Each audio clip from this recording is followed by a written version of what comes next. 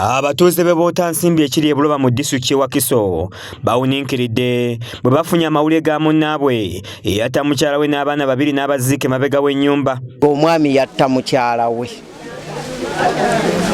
ddala yamutta n'amuzinga bulungi mugomesize gwe bagudde mu buufu ye Muwanguzi Faizo ng'okumanya nti yatta mukazi we n'abaana kitegeese nti abaana basatu abasigalawo be yali atulugunya be bamulonkonye nga bano baali bamugibwako olw'okubatulugunya era n'akwatibwa n'asibwa ng'abaana mu kiseera kino balabirwa ekitongole kimu nga be boogedde byonna ebyaliwo kubanga atuulidde nti n'ekinnya yamugambangako nti naawe sima omwana omuwala ate nga maama w'omwana yaŋŋamba nti oyo omuwala si yamuzaala nti maama waali omwami oyo abadde talina mukwano na muntu yenna.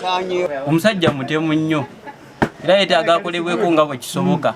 Mukalazi nga yakola ku nsonga z'abaana n'amaka ku poliisi ewa Kiso ategeezezza nti wakati mu kubudaabuda abaana bano omu ku bo yabategeezezza nti kitaabwe yatta Nyabwe ne baganda be babiri n'abaziika ku lubalaza emabega w'ennyumba. Abaana mu kusooka okunyumya balaganga nti maama alina gy'alaze agenze Bulaaya kunoonya ssente basobola okubeera. Tuze tunyumya n'abaana bano ne batulaga waliwo n'ensonga endala nti maama taata alabika yamujja mu bulamu bw'ensi eno era waliwo ekinnya kye yatalanga basibisa kye yabateekamu. Omwana ono akulembeddemu ab'ebyokwerinda n'abalaga kitaabwe we yaziika emirambo era nga basoose kugwa ku mulambo gwa maama ng'okusinziira ku ndabika yaago alabika nga abadde yattibwa emyezi kumpi 5 emabega.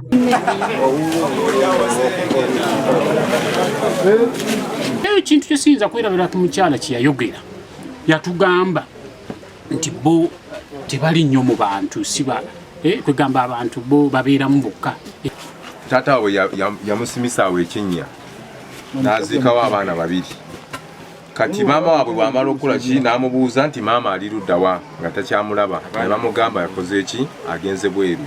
Oluvannyuma omwana ono abalaze we baasima ne baziika bannaabwe abalala babiri ng'ategeeza nti kitaawe yamulagira w'abaasima nga nakyo gisimuddwayo.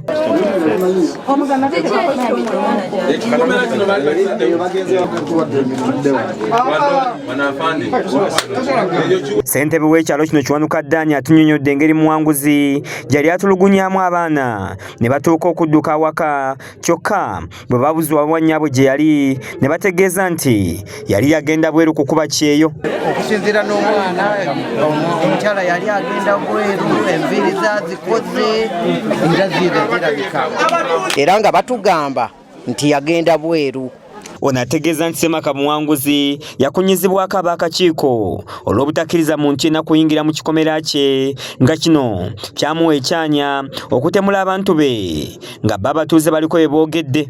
Omukwanaganya wa poliisi n'omuntu wa bulijjo mu Wakiso Kakooza Ali ayogedde n'abatuuze n'abasaba okukomya emitima emibi era n'abasaba okulopanga abantu b'ebikomera abataagala kubiyingiramu.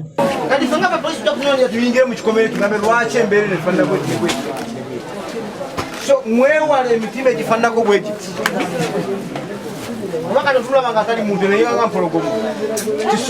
oluvannyuma poliisi eggyeewo emirambo n'egitwalibwa mu ggwanika okwongera okwekebejjebwa nga kitegeese nti olunaku olw'enkya Muwanguzi lwagenda okusimbibwa mu kkooti ey'ebujuuko awo enyembe n'emisango gy'okutulugunya abaana be. Waliwo n'ebintu ebirala tataawe bye yabakola bakubanga n'abawangulamu amannyo n'abakuba n'emisale bonna mu ffeesi era omwami ono twakatagana n'ekkuuli ewa Kiso ne bamulunandinga era nga twetegekera